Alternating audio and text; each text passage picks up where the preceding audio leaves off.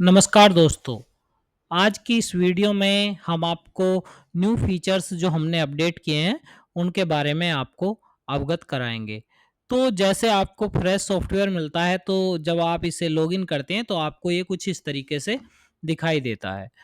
तो इसमें सबसे पहले जो हमने फीचर अपडेट किए हैं, एक तो आपका यूज़र और यूज़र मेन्यू राइट्स। इसमें आप अपने यूज़र क्रिएट कर सकते हैं, जैसे कि अभी 2 यूज़र क्रिएट हैं और आप इनके डबल क्लिक करके यहाँ पे अपना पासवर्ड भी अपडेट कर सकते हैं।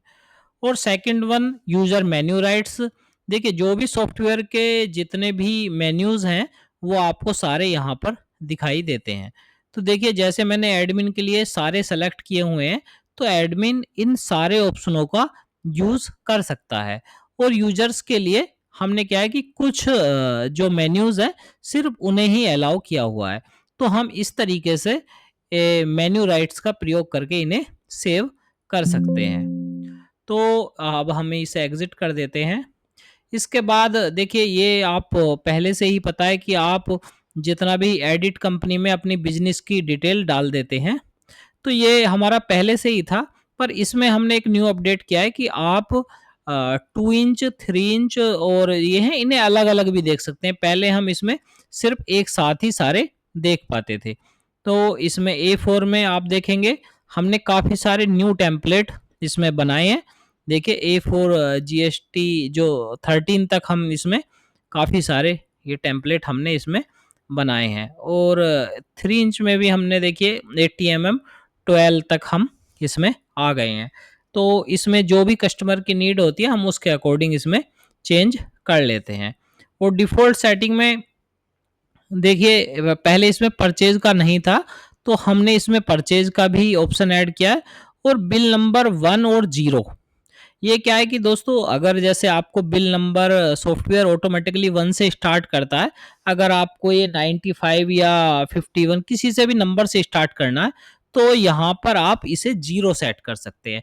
तो वहाँ पर क्या है कि आप अपने मैनुअल बिल नंबर भी आप इस सॉफ्टवेयर को दे सकते हैं।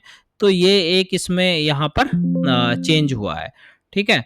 और अभी देखिए, हमने जो कस्टमर, वेंडर्स, ये सब चीज़ें थी, तो जितने भी आप कस्टमर ऐड करते हैं, आप उन्हें यहाँ से सर्च भी कर सकते हैं, किसी भी फ़ील्ड के माध्यम से।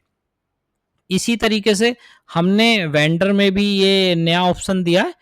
इसी तरीके से आप वेंडर में भी, जो लिस्ट में आपके वेंडर ऐड होते चले जाएँगे, आप उन्हें यहाँ से सर्च भी कर सकते हैं।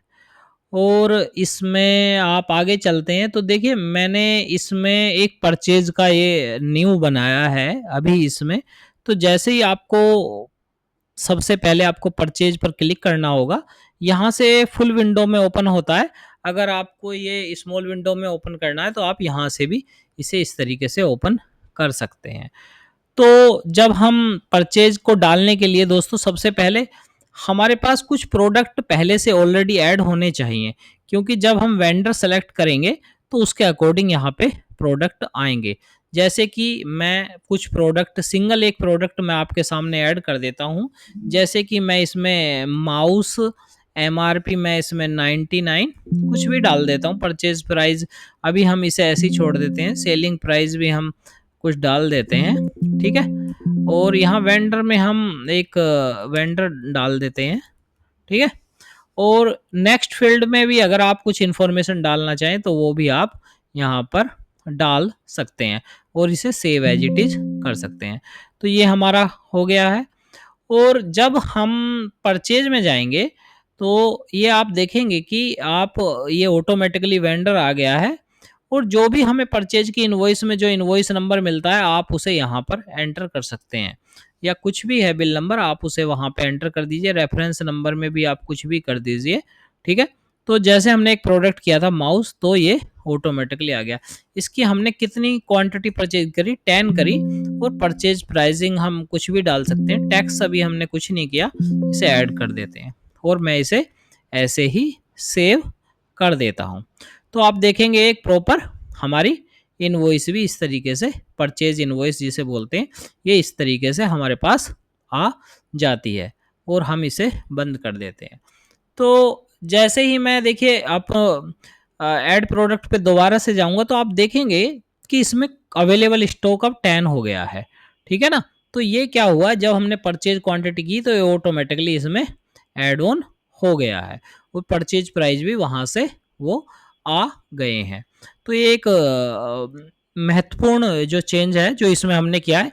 पहले क्या था कि पहले सिर्फ़ हम ओनली प्रोडक्ट ऐड करते थे यहाँ पर और उनसे ही हम सेल करते रहते थे। तो पर कुछ कस्टमर की नीड थी कि हमें परचेज़ की भी एंट्री करनी है, तो आप परचेज़ इस तरीके से कर सकते हैं। तो परचेज़ के लिए हमने परचेज़ रिपोर्ट्स भी बनाई हैं। तो जैसे कि जर्नल में अभी मैंने आपको एक एंट्री करके दिखाई, तो हमें देखिए इसकी एक इनवॉइस भी इनवॉइस क्या रिपोर्ट आपको यहाँ पर मिल जाती है। यहाँ पे आपको कैटेगरी वाइज़ मिल जाती है, यहाँ पे आपको वेंडर वाइज़ रिपोर्ट मिल जाती है, यहाँ पे आपको वेंडर वाइज़ विद प्रोडक्ट आपको ये रिपोर्ट मिल जाएगी और इसके बाद आपको डेट वाइज़ भी रिपोर्ट मिल जाएगी। तो देखिए सारा आपको यहाँ पर मिल रहा है। तो ये एक इसमें हमारा महत्वपूर्ण चेंज है। उसके बाद देखिए जब हमने परचेज़ कर लिया, ये कर लिया, इसके बाद हम सेल में आ जाते हैं। तो सेल पैनल में आप देखेंगे, देखिए अगर ऑटोमैटिकली तो यहाँ कैश आ रहा है, अगर आपको कोई पर्टिकुलर कस्टमर को आपको रेगुलर कस्टमर को सेल करना होता है, तो आप यहाँ कोई भी आप बिल मतलब कस्टमर का नाम आप सेव कर सकते हैं और उनके एड्रेस वगैरह भी, ये सारी चीज़ें हम सेव कर सकते हैं। तो जैसे मैंने इसे सेव किया, इसे यहाँ से रिफ्रेश कर लेते हैं, तो देखिए ये ऑटोमेटिकली हमारा यहाँ पर आ गया है।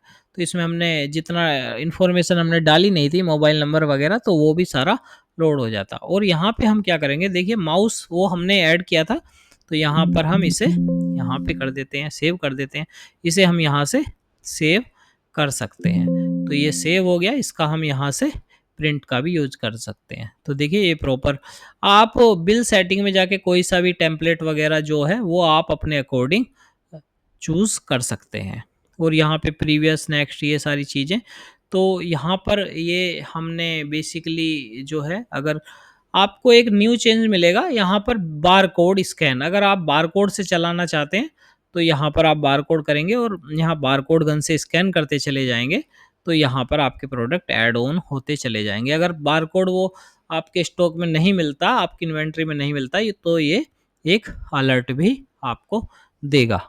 तो इस तरीके से हमने इसमें कुछ महत्वपूर्ण चेंज किए हैं और हमने इसमें काफ़ी सारे जो हैं बिल्ड डिज़ाइन भी हमने बढ़ाए हैं।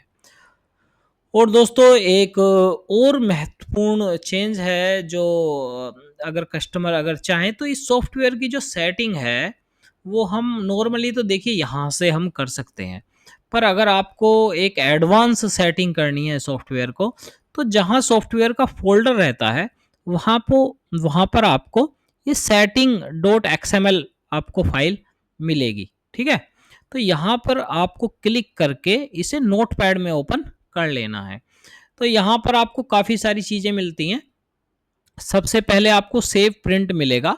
सेव प्रिंट में नो है, इसका मतलब क्या है कि आपको डायरेक्टली प्रिंट आउट नहीं चाहिए, तो यहाँ पर नो है, तो आप इसे यस भी कर सकते हैं। ये सारे चीज़ें कैपिटल में होनी चाहिए। ऑटो रिफ्रेश जो हमारा सेल्स रजिस्टर है वो आफ्टर 30 सेकंड रिफ्रेश होता रहता है। अगर आपको चाहिए कि वो रिफ्रेश ना हो, हम मैनुअल रिफ्रेश करें, तो यहाँ पर नो कर सकते हैं। और पासवर्ड रिक्वायर्ड, देखिए अगर आप एडिट, डिलीट और अपडेट पर आप पासवर्ड चाहते हैं तो आप यहाँ पर यस कर सकते हैं। बारकोड स्कैन को आप बाय डिफ़ॉल्ट चाहते हैं तो यस कर सकते हैं। और अगर आप जो भी प्रोडक्ट ऐड करते चले जा रहे हैं उन्हें रिवर्स ऑर्डर में चाहते हैं तो यहाँ पर यस कर सकते हैं। शो मोर फील्ड का एक चेक बॉक्स है, अगर आप उसे एवरी टाइम चेक रखना चाहते हैं तो यहाँ यस कर सकते हैं। स्टॉक अलर्ट आप चाहते हैं तो यहाँ पे यस, अदरवाइज नो। तो डिफ़ॉल्ट प्रिंटर यहाँ पे क्या है कि अगर आप अपना प्रिंटर है जो आपका ये पोस्ट बिलिंग में काम आता है, तो आप यहाँ पर भी उसका प्रिंटर का जो नाम है वो यहाँ पर रख सकते हैं, तो उसी प्रिंटर पर डायरेक्टली आपका प्रिंट चला जाएगा। तो ये एक बेसिकली जो चेंजेस है आप सेटिंग में, एडवांस सेटिंग इस सॉफ्टवेयर में आप कर सकते हैं। और जैसे ही आप इसे शायद ये पहले से ही हमारा सॉफ्टवेयर चल रहा है, तो आप यहाँ से भी इसे कर सकते हैं। और देखिए व्हाट्सएप का भी फीचर है, अभी इसमें हमने नंबर नहीं है, मैं एक नंबर इसमें डाल देता हूँ। जैसे हम अब नंबर डाल के हम इसे सेव कर देते हैं, ठीक है? और मैं इसे यहाँ से बंद कर देता हूँ, इसे रिफ्रेश कर लेता हूँ, ये आ गया। तो अगर हम इस नंबर पे बारकोड ये व्हाट्सएप भेजना चाहते हैं तो नंबर सेलेक्ट करिए और यहाँ पे क्लिक कर दीजिए। तो आप देखेंगे ये ऑटोमेटिकली जो भी इनवॉइस नंबर होगा ये सारी चीज़ें उस पर नंबर पर ये चली जाएँगी। तो देखिए इस तरीके का एक मैसेज प्रिपेयर होके ऑटोमेटिकली उसके व्हाट्सएप पर चला जाता है। और अगर आप कोई ऑटो रिफ्रेश यहाँ से बंद कर सकते हैं, इसे सेलेक्ट करके यहाँ से आप उसका प्रिंट भी आप व्यू देख सकते हैं, ठीक है?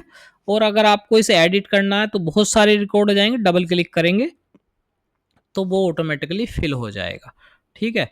इसमें कभी-कभी आता है कि बहुत सारे बिल हो जाते हैं, हमें वो एडिट करने पड़ते हैं, कैंसल करेंगे, एडिट पर क्लिक करेंगे, उस बिल का नंबर डालेंगे तो वो बिल नंबर लोड हो जाता है। तो ये इस तरीके के हैं और सेल्स रिपोर्ट भी हमारी बहुत सारी हैं। आप B to B, B to C जो हमें जीएसटीआर में चाहिए, ठीक है ना?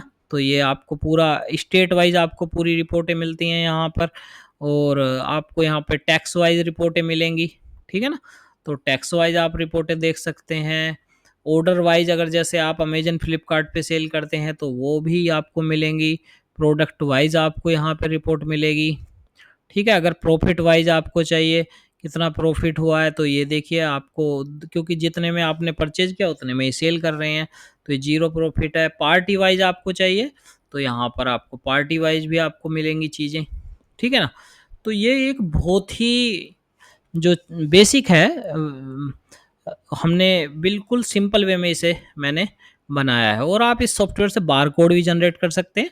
जो भी जैसे अभी हमने माउस का हम बारकोड निकालना चाहें, तो देखिए हम यहाँ पर बारकोड कर देंगे। ये आप यहाँ से बारकोड भी इसका निकाल सकते हैं। इसके लिए आपको लेबल प्रिंटर की आवश्यकता होती है। तो ये इसमें मैंने जो इसके बेसिक फीचर थे, ये मैंने आपको सारे बता दिए हैं। आई होप आपको ये वीडियो हेल्प करेगी आपके बिज़नेस ग्रो करने में। जय हिंद, जय भारत।